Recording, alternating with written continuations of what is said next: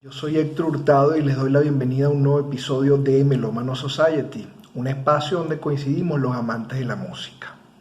El día de hoy centramos la mirada en el jazz. Específicamente quiero hablarles de la guía Playboy del jazz,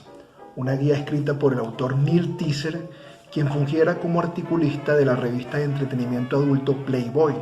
de ahí el nombre del libro. La guía Playboy del jazz se publicó originalmente en inglés en 1998 y yo tengo una edición que después se publicó en el año 2000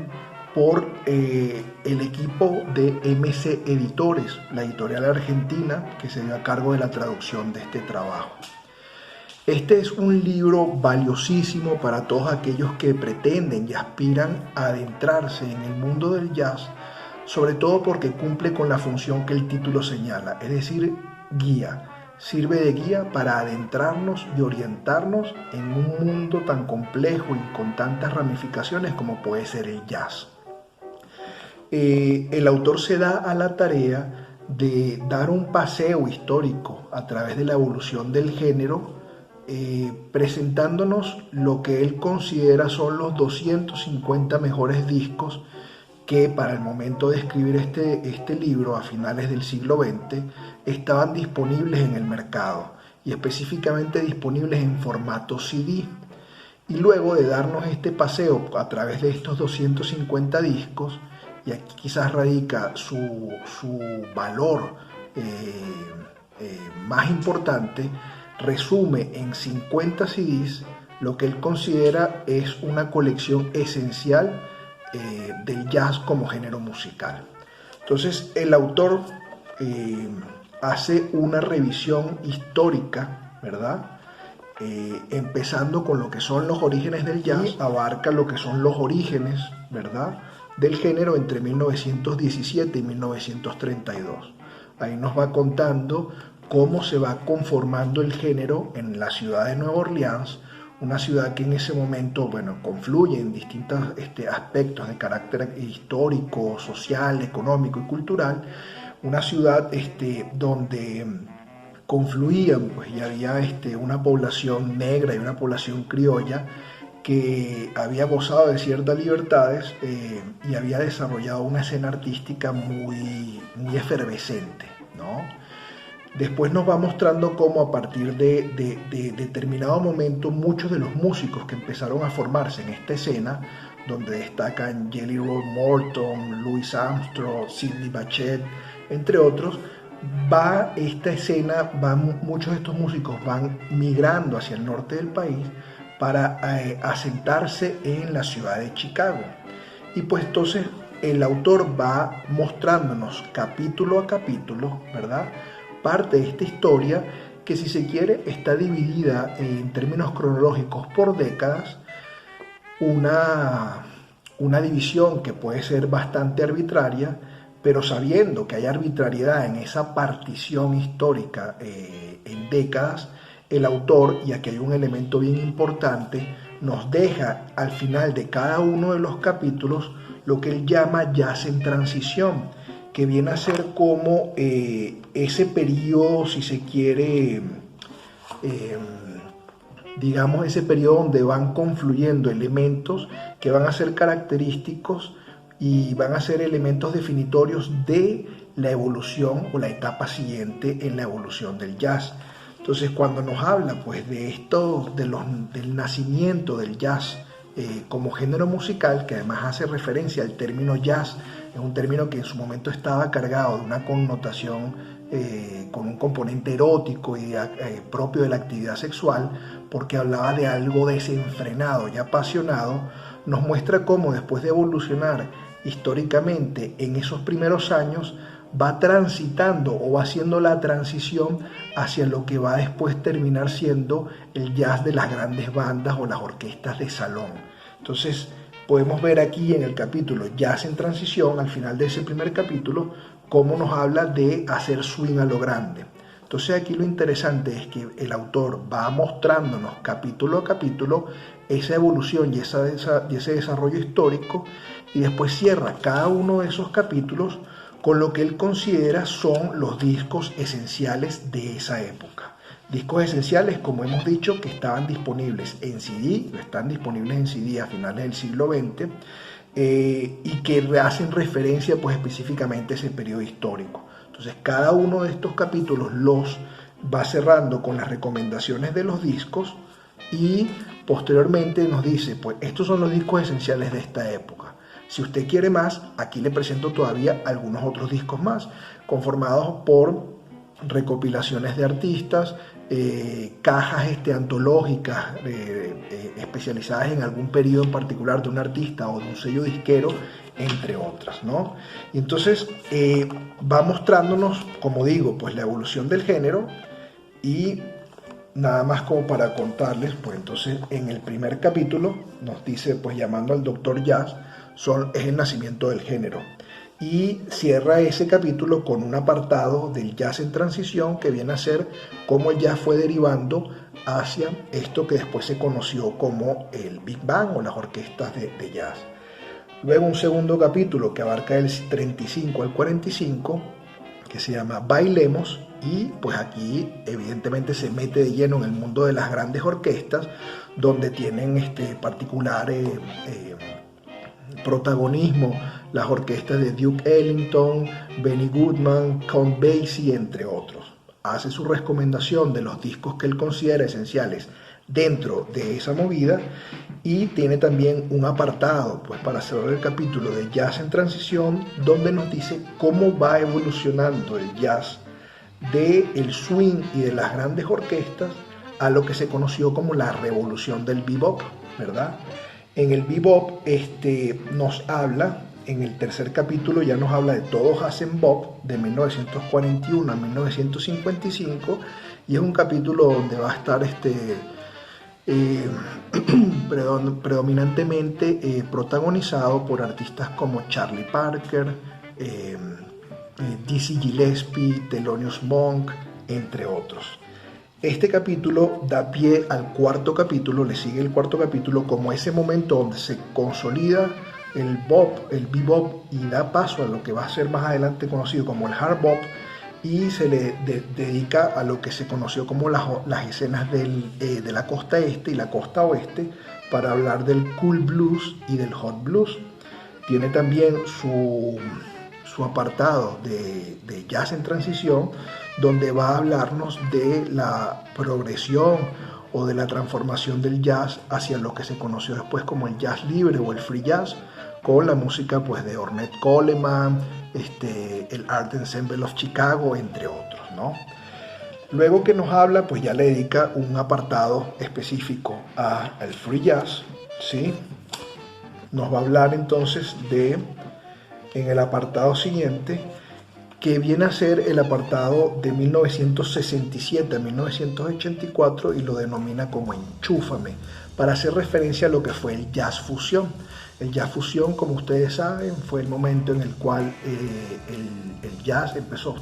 usar instrumentos eléctricos, se incorporaron pues a los clásicos, a la instrumentación clásica del jazz, y empezaron los músicos a cambiar la vestimenta, y en buena medida fue una época en donde el jazz se alimentó del naciente rock and roll, del R&B, del soul y de otros géneros musicales que estaban siendo predominantemente favorecidos por el público y por la crítica en ese momento. Entonces artistas como Miles Davis, que había tenido un rol importante en el periodo anterior, cuando se consolida lo que se conoció como el cool jazz, el hard bop, el cool jazz y el hot blues, o el cool blues y el hot blues, Miles Davis va a ser uno de los principales revolucionarios para darle esta fase este salto adelante en el mundo del jazz, para adentrarse en lo que después se conoció como la fusión. Y aquí entonces, además de Miles Davis, hay otros artistas que cobran particular importancia,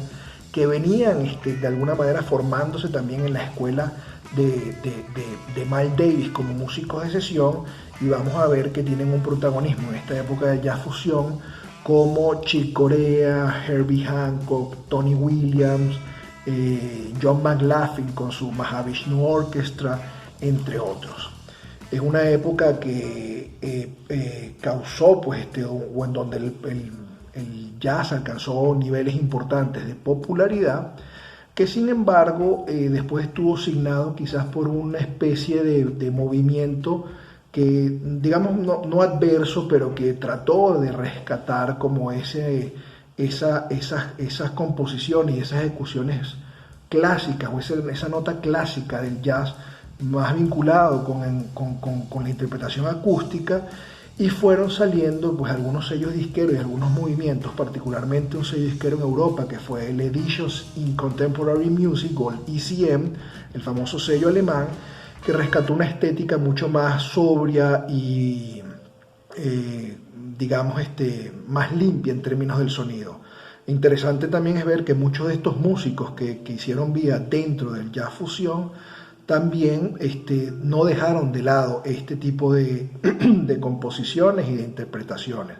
Entonces vemos artistas como Chick Corea, Keith Jarrett, entre otros, que van a tener un papel importante en el desarrollo de este nuevo sello disquero y de esta nueva movida dentro del jazz, ¿no?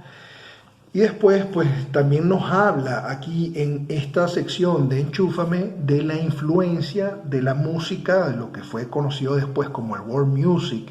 y de la música del mundo dentro del jazz, y la influencia de otros géneros. Si bien ya habíamos visto cómo a finales de los años 60, a finales de los años 60, la música del jazz se había visto alimentada por los ritmos brasileros y del bossa nova. Habían surgido discos importantes de Stan Getz con sus colaboraciones con João Gilberto, Antonio Carlos Jobim había tenido también una importante participación dentro del jazz y del bossa nova en esa época. También vemos cómo se va pues influenciando de otros géneros, también incluso pues el tropicalismo pues brasilero, pero también música de otras regiones del mundo, y otros artistas pues como Pat Metheny, que va a ser una especie de jazz fusión con world music que va a cobrar pues bastante relevancia pues en esos años, ¿no? Hubo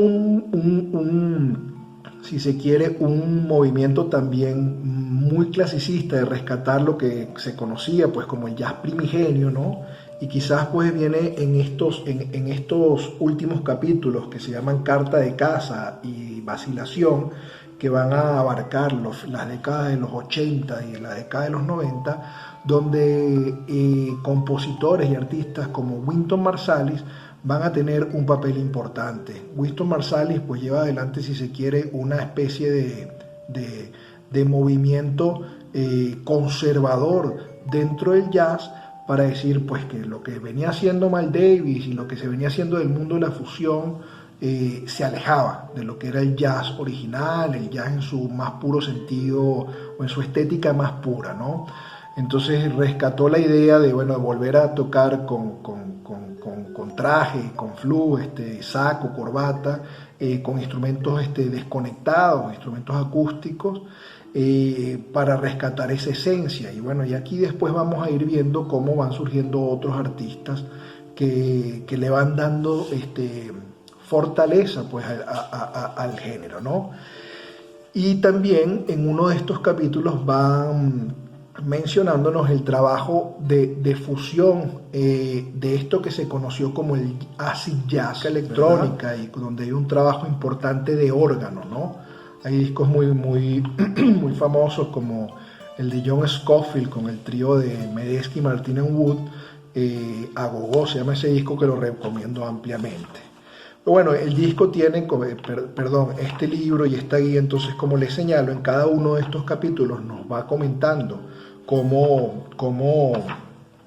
los discos básicos de cada una de estas eras. Y bien, entonces en este último capítulo del libro, Neil Teeser nos recomienda de los 250 discos que ha presentado a lo largo de todo el libro, los 50 discos que para él son esenciales y que deben formar parte de toda colección del jazz, y que con estos 50 discos uno puede entonces tener una idea de lo que ha sido la evolución histórica y el desarrollo de este género musical.